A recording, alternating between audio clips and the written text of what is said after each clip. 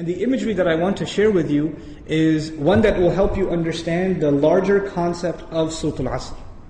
Imagine with me that you are drowning. And you are unconscious. Two things. You're drowning and you're unconscious. Do you have a lot of time?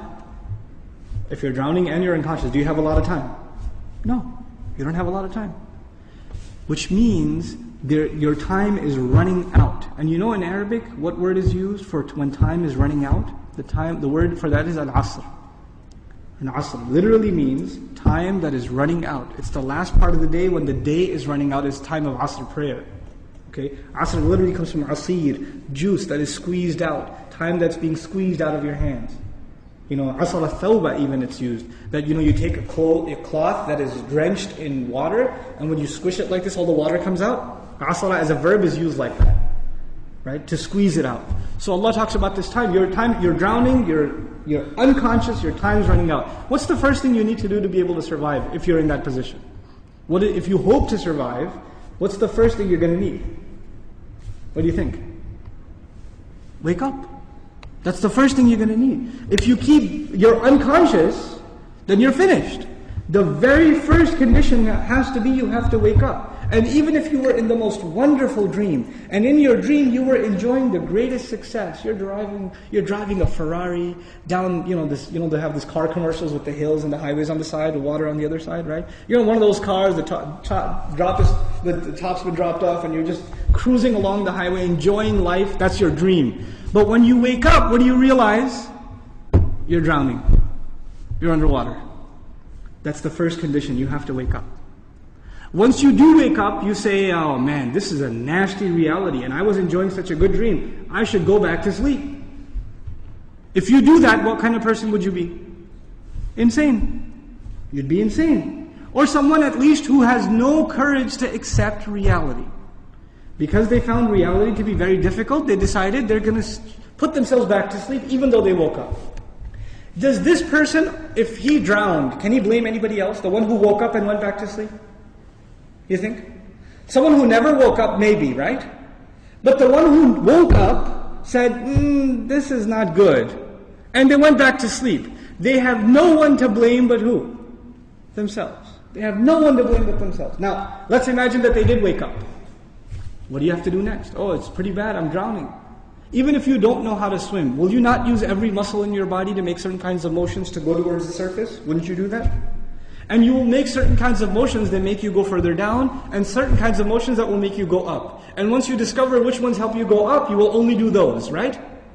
You will do those. In other words, the first thing was you have to wake up. The second was you have to swim.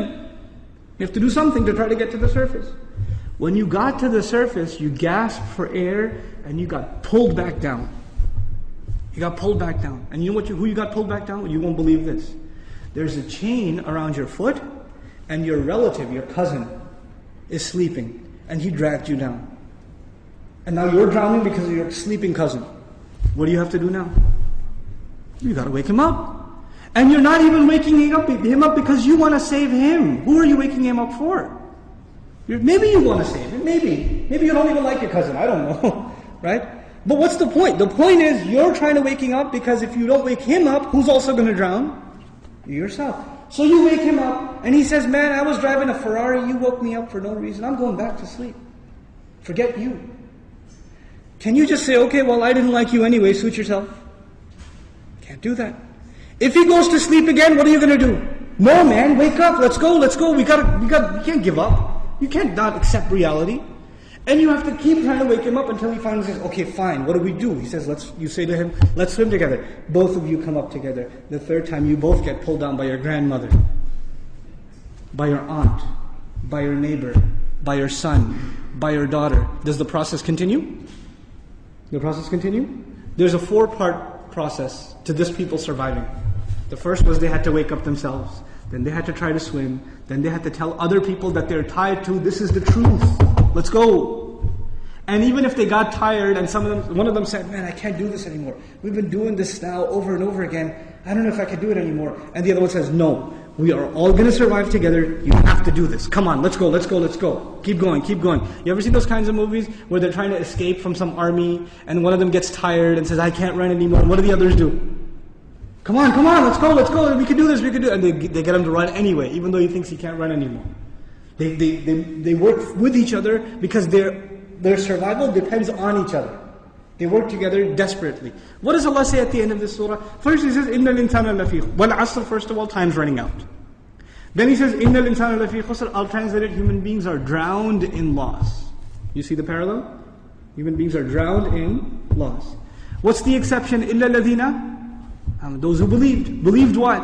Allah didn't say آمنوا بالله وملائكته وكتبه ورسله واليوم الآخر والقدر خيره وشره من الله تعالى والبعث بعد. Nothing.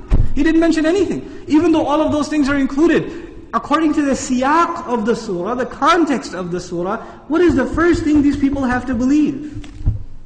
That they're in loss. That they're drowning. And if they do come to believe that, and they correct their iman, what's necessarily going to happen? They're going to swim and move upwards. How does Allah describe this action? وَعَمِلُوا الصَّالِحَاتِ. They do good things. They do things that help reconcile the situation. By the way, salih is an adjective here, salihat, jama' mu'annath salim, which literally means that which corrects something. Something was wrong and it corrects it. So they do actions that correct the situation. Literally like the guy trying to swim. But because they were tied to other people, what else did they have to do? وَتَوَاصَوْا بِالْحَقِّ. They had to tell the other the truth. And it's not even أخبروا عن it. They told them about the truth. No. You have to wake him up and let's go, we have to go. No matter, and over again. Tawasi even has takrar in it. It has repetition. Over and over again they said, this is the truth, this is the truth, this is the truth. You know why? Because the people you're trying to save, even if you wake them up temporarily for 20 minutes, 30 minutes during a khutbah, guess what happens when the khutbah is done? They go back to sleep. They start drowning again. So what do you have to do? You have to go and wake them up again. Then they get sleepy again. Then you got to wake them up again. This is tawasi bil haqq. And you might get tired of doing it. You might become impatient. So Allah also adds, وَتَوَاصَوْا بِالصَّبْرِ. You got to keep doing it. Sabr means consistency, constancy, perseverance, patience. You got to remain on point. You got to keep doing this. Because your survival depends on it. In the end, if you do all of these things but you have no patience, and you give up, you drown too. So even if you had iman, and you had good deeds, and you told people about the truth, but you didn't have sabr, you still drowned. So how many conditions do you have to fulfill to survive? All four. All four conditions are required. They're critical and they're necessary. Which is why there's a wa in between them. You see the logical progression from iman to amilus salihat, to tawasaw bil haqq, to tawasaw bil sabr, beautifully articulated in this surah.